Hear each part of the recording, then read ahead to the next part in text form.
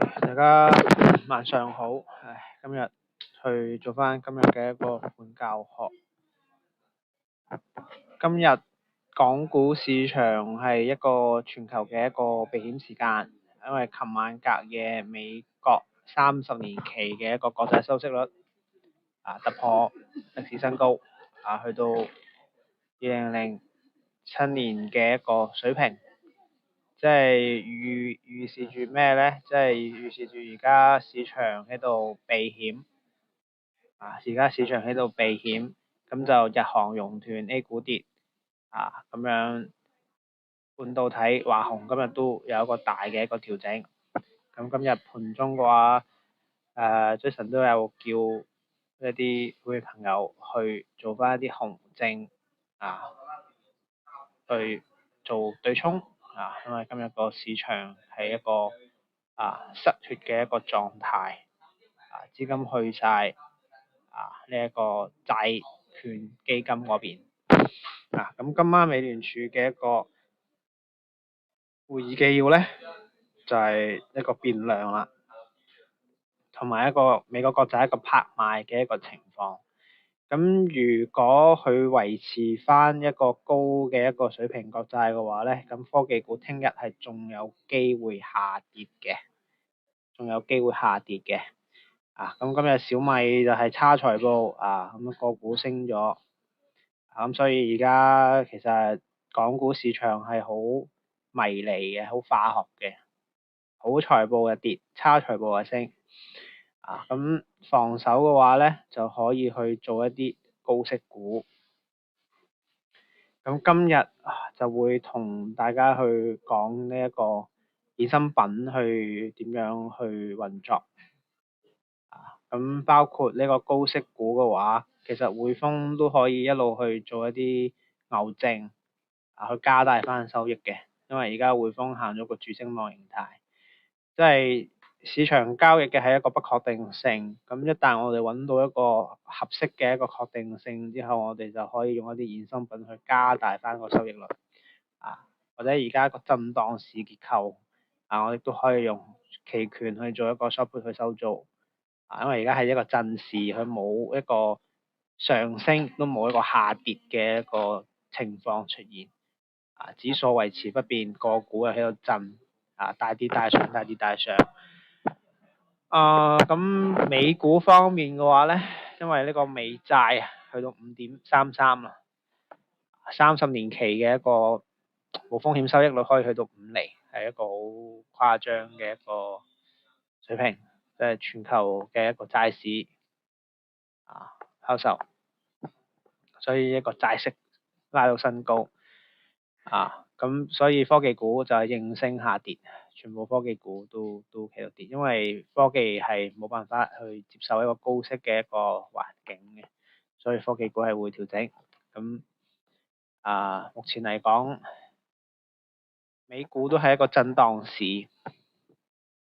咁樣板塊方面嘅話咧，能源股同埋一個醫療股都可以留意嘅。咁睇下聯合健康，仲有XOM。咁目前嚟講都係一個震市結構咯。震盪行情，指數層面，個股嘅一個波動就會比較大。咁我哋呢個時候就可以左手去攞住正股。咁當個股一個下跌嘅情況，我哋去做一啲衍生品去對沖翻目前嘅一個調整風險。咁樣牛熊證嘅一個介紹。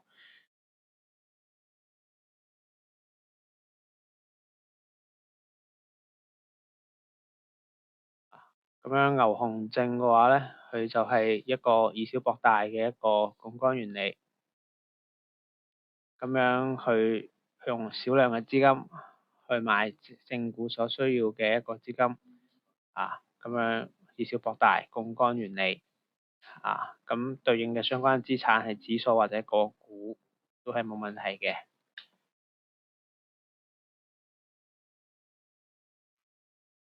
咁簡單啲嚟講，牛證就睇升，熊證就睇跌。認購證就係窩輪。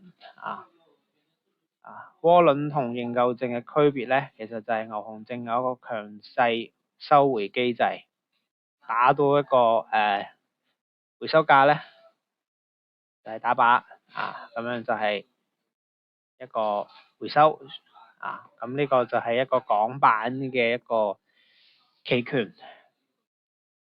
你最大嘅風險就係損失呢一張證，但係你個一個收益咧就係槓桿嚟嘅，可能正股升10個點，咁牛證可能升100個點。咁做一啲日內交易咧，就係有一個優勢喺度嘅，即係你做日內嘅話咧，你去做呢一個對沖或者去做一個進攻都係有一個性價比嘅，因為虧損係有限嘅，虧損係有限嘅。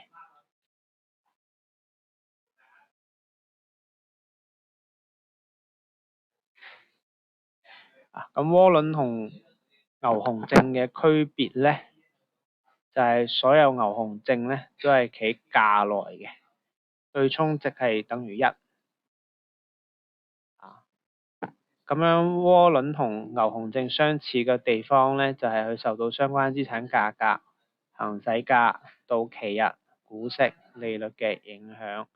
咁牛熊證嘅行使價咧，同埋到期日咧嘅上市日之前咧，已經被確定，並不會在上市期間有所改變。咁就係呢個到期時間啦，行使價格啦，就係一個去有效槓桿啦。呢啲就係企去上市嘅時候咧，其實就會被確定。咁牛熊證咧，因為佢係一個深入價內嘅一個特性咧，佢就唔會好似窩輪咁樣受到引伸波幅嘅影響比較大，同埋佢個對沖值大概等於1咧，咁佢同相關資產價格咧個關係同窩輪會比較好理解，即係佢比較貼價。咁佢時間損耗都接近線性，佢到期日前時間值減少嘅速度唔會好似窩輪嗰個時間咁快。窩輪去到嗰個時間價嘅話咧，佢就會去做翻一個時間貶值。但係咧牛熊證同窩輪唔一樣咧，就係佢有一個強制回收嘅一個機制，即係你到咗一個行使價咧你就會被沒收。N 證咧就冇價值㗎啦，R 證咧仲有剩餘價值。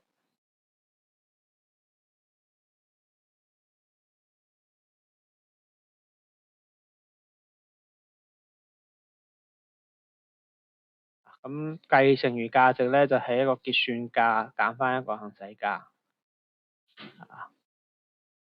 結算價同行使價，即係結算嗰個價去扣翻呢個行使價。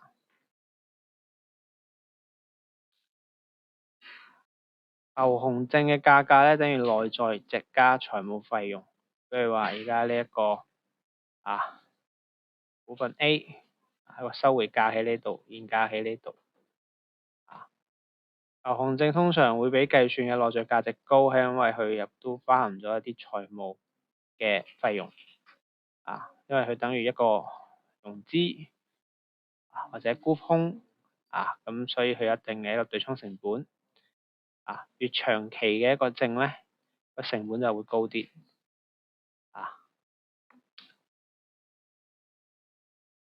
咁樣所有嘅牛熊證入面咧，佢都有一個內在價值。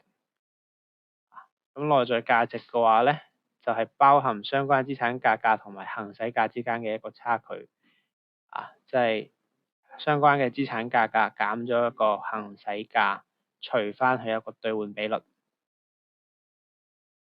咁比如就話中移動而家60蚊，個收回價55蚊，行使價係53蚊，個53個8咁呢個就係60蚊減53個8，除翻佢嘅兌換比例，就得出佢佢嘅一個價格出嚟啦。即係其實就係現價減咗佢一個行使價一個到價嘅一個位，再除翻佢一個兌換比例，佢呢度係有嘅換股比例，現價減咗個行使價，除翻佢個換股比例，係得到呢個價格嘅波動。係建行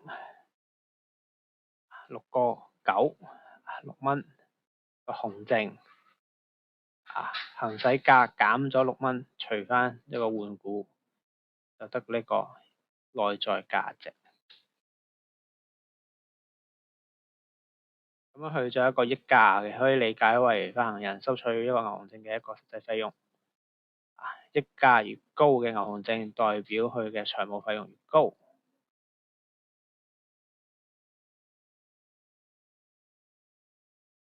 OK，想增加呢個內在價值嘅話，就方法就係拉遠同行使價之間嘅一個距離，即係話你嘅一個行使價個差距越大咧，就你嘅一個內在價值就會高。個牛證係屬於一個睇好嘅一個產品，收回價在於現價嘅一個下方。咁比如而家騰訊係350蚊現價，一個收回價係企一個330蚊。咁當佢跌穿咗330蚊，就會被沒收。熊證係一個睇淡嘅一個產品，收回價喺上方。而家匯豐係企60蚊，咁當一個收回價去到呢一個70蚊，咁樣就會被收回。行使價咧係到期時可以作入買入牛證或者賣出嘅一個相關資產價格。由於牛熊證以現金結算，行使價亦都可以理解為計算產品價值嘅一個指標，包括到期嘅一個現金價值同埋收回嘅一個剩餘價值。咁比如對啱嗰個圖啦，牛證處於一個收回價嘅一個下方，350蚊，收回價係330蚊，行使價係327蚊。咁牛證嘅呢個價格咧就係327蚊到350蚊呢一段嘅一個差距，就係牛證價格啦，即係盈虧，我再加埋一個財務費用。睇淡嘅話咧，就係上方呢個60蚊同71蚊嘅一個位置。牛證嘅收回價喺現價嘅下方，行使價喺收回價嘅下方。熊證嘅收回價喺現價嘅上方，行使價喺收回價嘅上方。牛熊證咧就係冇時間價值嘅損耗嘅，但係有一個財務費用嘅一個抵扣。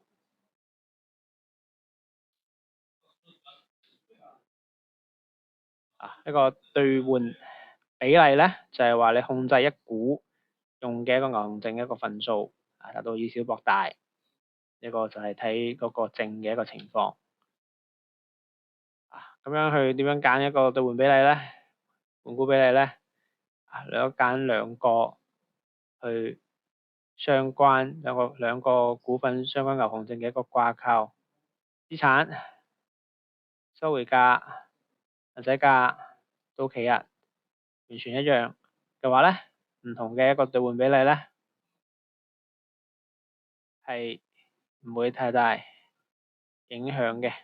即係舉個例，收回價嘅350蚊，行使價嘅347蚊嘅兩隻騰訊牛證500對1同100對1個牛證嘅槓桿係大致相同嘅，即係話你嘅一個資產收回、行使、到期日咁就唔會影響，即係換股比例嘅變化咧，係唔會影響到個資產價格嘅一個情況嘅。兌換比例影響到嘅咧，主要就係牛熊證嘅一個面值，呢個位置面值。上述例子啊，500對1嘅一個牛證，會係100對1嘅一個1/5。咁當然兌換比例都會影響到產品嘅一個跳動度。咁槓桿投資法則，風險越大，回報越大。一個就係一個槓桿比例，槓桿比例就係掛鈎資產同牛熊證之間嘅一個價格，即係以小博大。騰訊上升1%，20倍嘅一個牛證嘅話咧，理論上就升20%。一個實際槓桿係15嘅一個熊證，理論上係跌15%，即係呢個槓桿比例。比如話正股升5個點，咁呢度4倍，咁樣就升20%。咁風險越大，回報越大。咁呢個就係呢一個牛熊證嘅一個特點。所以我哋就係企 OK。咁呢個牛熊證嘅一個跳動價格計算就聽日再去講啦。今晚先介紹一個入門嘅一個理論。OK。咁聽日再講一啲牛熊證嘅一啲相關嘅一個知識或者叫做框架啦。